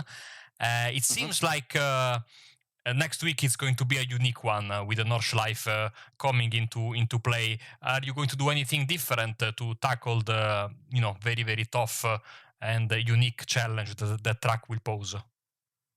Not sure whether I'm gonna do something different.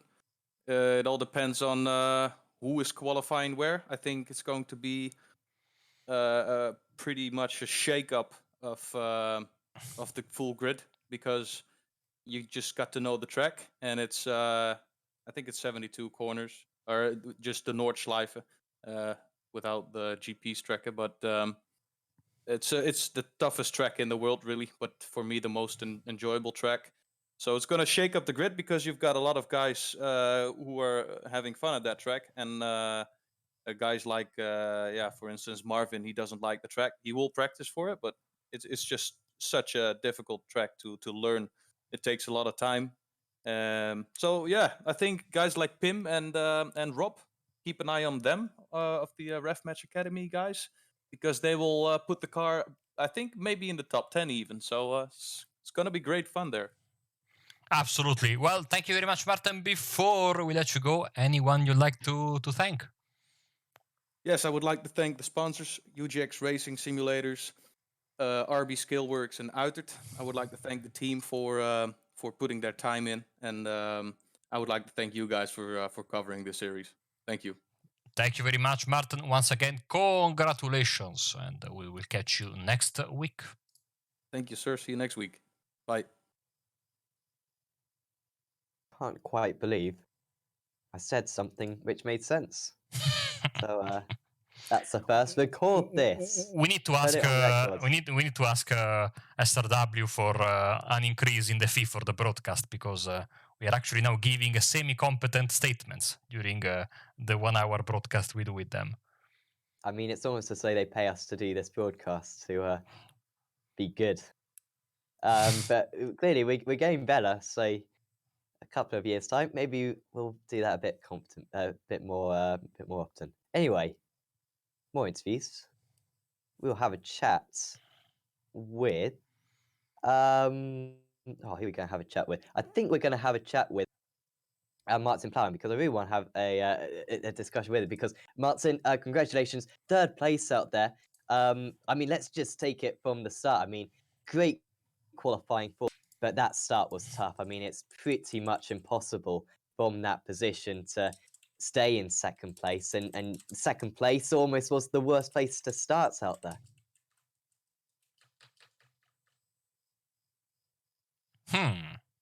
Seem to have lost Martin for a second. Hello, sorry. I'm back now. Sorry about that. Awesome. Sorry, I was just saying, Martin, how 2nd place on the grid was almost the worst place to be. Because it was really difficult to get your start right, and it ended up with the 3 rev match drivers getting past you. Yeah, I had a bit of a disaster at the start. I had a bit of a lag with the internet, so I'm going to blame something, because as a real driver, you've got to always blame something. But yeah, it was not a good start for me. I think I dropped to P5, P6. After that, I just had to settle into the race and try to save fuel, save tires, and get it to the second part of the race. Definitely, and you were kind of slowly making your way up through the order, and then near the end, you were sitting behind Robin. It looked like a really fun battle, but at the same time, were you getting frustrated a bit in the car, because he was just fending off every single time, and it was almost impossible to overtake him? Yeah, I think it was a race of strategy, really. The first 75% was about saving the car, and then the last 10 laps or so, I found myself in 3rd, and that was go time. Yeah, I guess I was a bit frustrated at the end, because I need to check the replay. It looked like there was a couple of extra defensive moves, but it's good hard racing, and to get a podium in this league is good going. It's only my 3rd race in this championship, and I need to say a big thank you to my team, Fury, SimSport, and Chris Warner, who keeps giving me setups at 7:30 every week on a Wednesday, and after doing all the hard work. So he's a really good driver and a good teammate. Absolutely. It's in regards to those setups. I mean, how did you find the Mercedes around this circuit? We were speaking to Martin earlier on, and he was saying how quick the Mercedes was down the straights. Would you agree with that? Where would you say maybe the strengths in the car and the strengths in your setup lay? Yes, top speed was okay, but it wasn't a massive factor. I mean, in the slipstream, I could gain maybe a car length at most. But I think the strength for me was just looking after the tires. I didn't have a lot of pace compared to Martin, but it just really helped to preserve tires. And the last 10 laps is when the car really came strong. Yeah, it certainly looked as that was the case. Really good effort, Martin. Also, just a quick word: are you doing Petit Le Mans? This Um, I'm afraid not. No, I originally was penciled in to do it, but then the teams changed plans. But hopefully, I can do Daytona if it all comes together. Yeah, we certainly look forward to that. Thanks for having a chat with us, Martin. Is there anyone you'd like to give a shout out to before we let you go? Yeah, just my team really.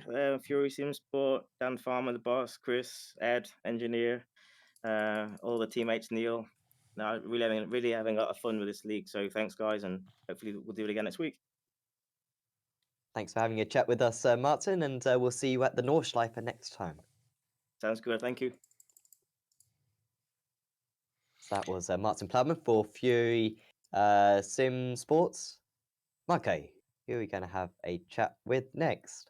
Two more interviews. First, we get our fantastic, unbelievable driver of the day. It's Steve Clays. Hello, Steve. Good evening, gentlemen. So, first of all, congratulations because you are the driver of the day. You have won your class. I think you also celebrated your birthday a few days ago, but I might be wrong. Indeed, last Friday. So a nice week, I'm getting old, huh? I'm getting old.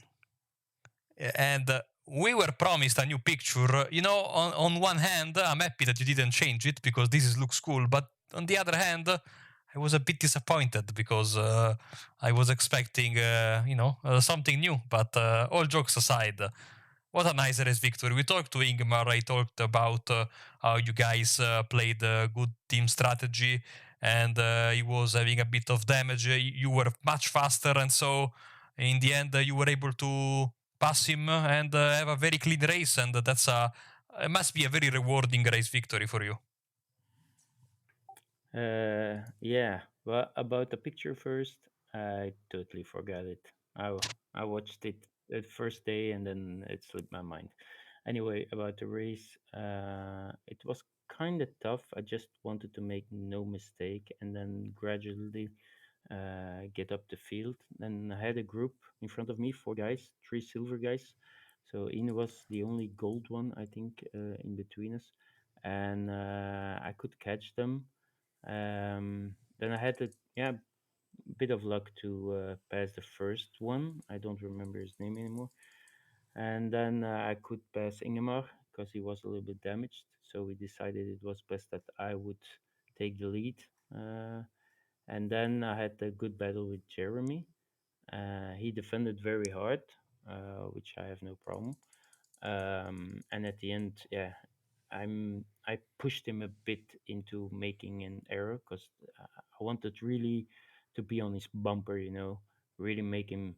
I'm not gonna say nervous, but I really wanted to him feeling that there was no room for error, and he made a little mistake going wide, and then I had to take my chance. And next week, it's Nordschleife. Are you confident about that? No, not at all. I know the track, but I don't drive it a lot. I think it's been over a year that I've drove it, so I'm really gonna practice. Well, Steve, once again, congratulations on your race win. Before we let you go, anyone you'd like to thank? I want to thank you guys for nominating me driver of the day, and then the team, of course, for the setup, the help, the enjoyment, the teamwork. because that's what matters. It's not only me who wins; it's the whole team, and so I really want to thank them. Awesome. Thank you very much, Steve. And we'll catch you next week, hopefully. I'll see you next week. Bye bye, guys. And that was Steve Clay's winner in silver. Time for one more. I think Sam is standing by with the boss, the overlord, our very own Sauron, Ian Roots. Yes, my Good hero. evening, guys. It- how are you? Very well after that race. Very good entertainment. I mean, first off, I mean, we need to discuss qualifying.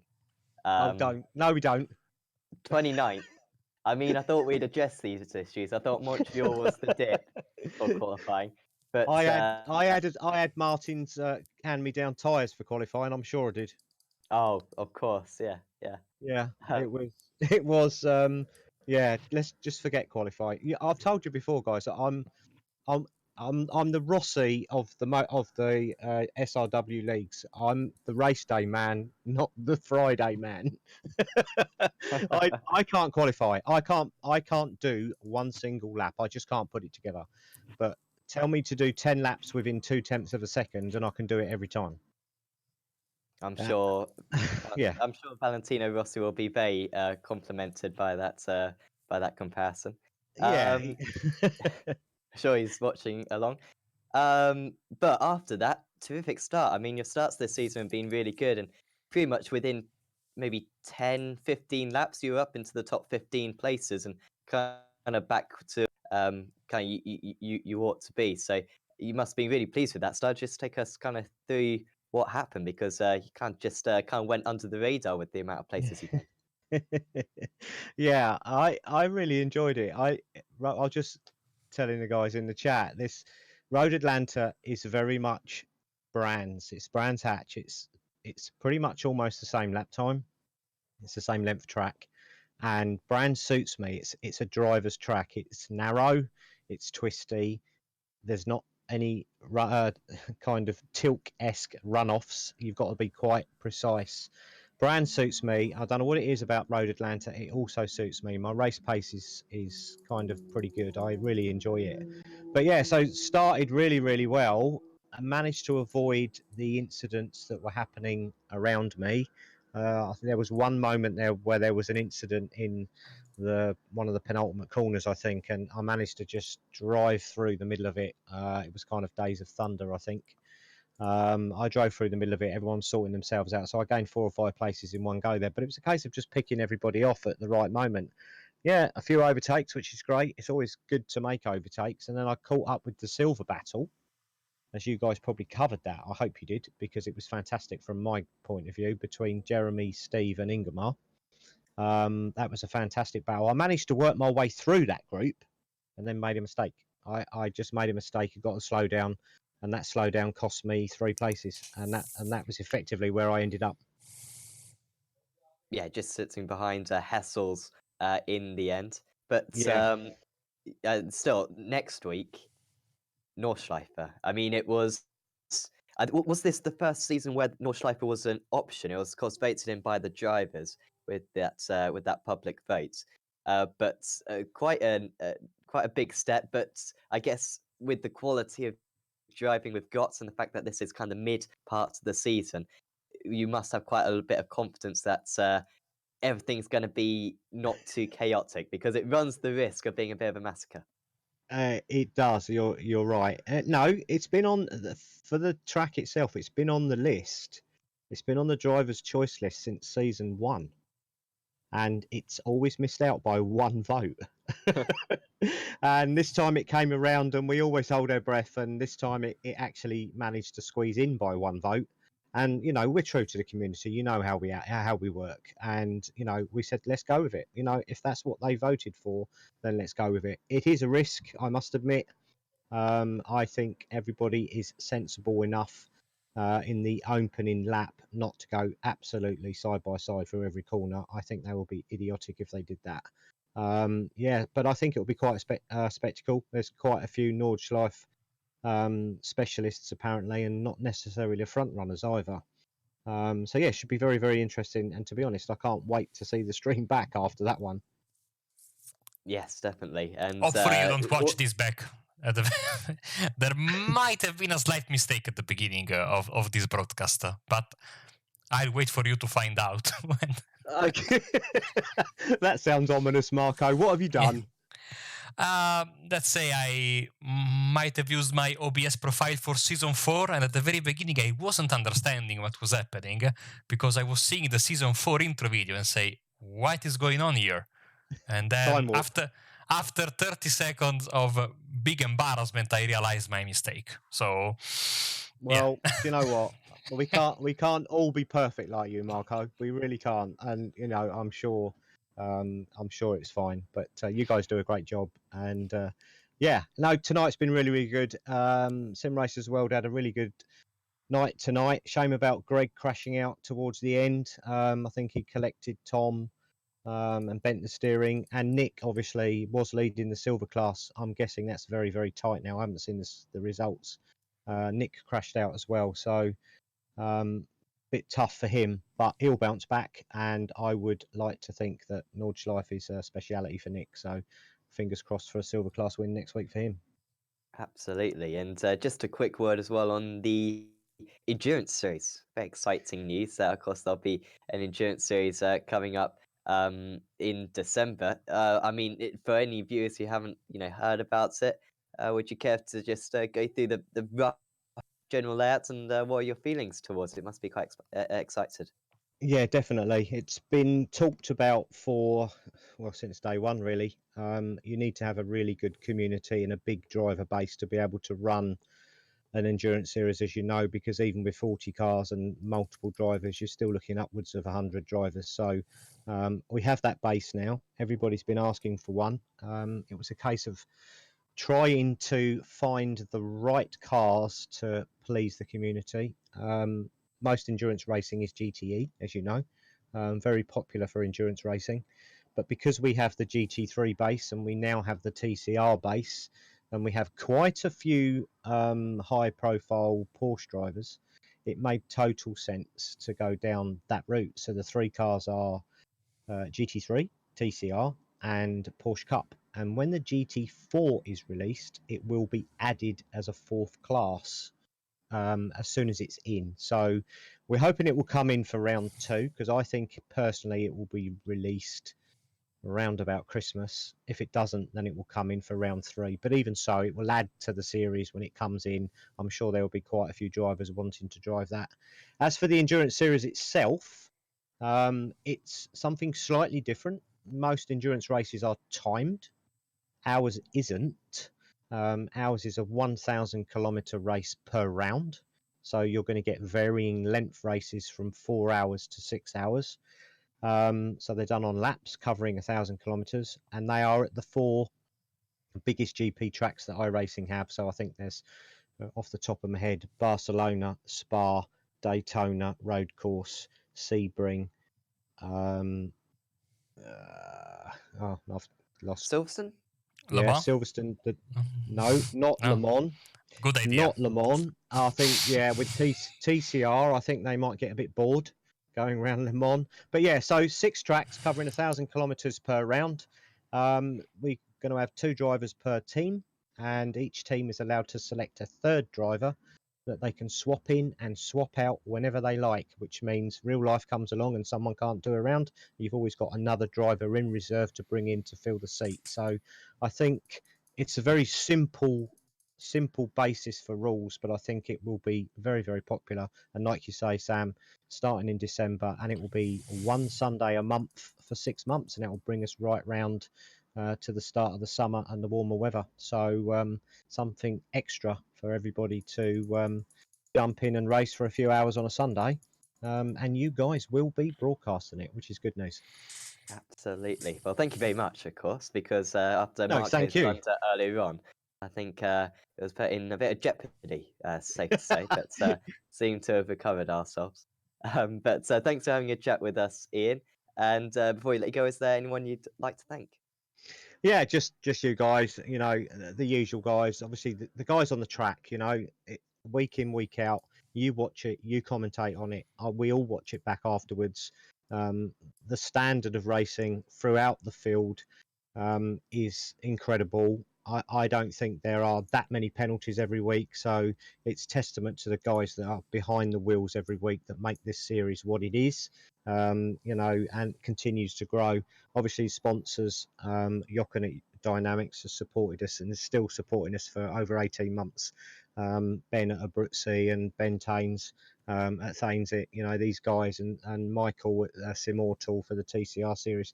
Without the sponsors and the social media work those guys do, we wouldn't be where we are today. So yeah, just thanks to everybody for making it what it is. Well, thanks for having a chat with us, Ian, once again, and best of luck for Nordschleife for next week. Yes, I think I should be non-qualifying and running around at the back.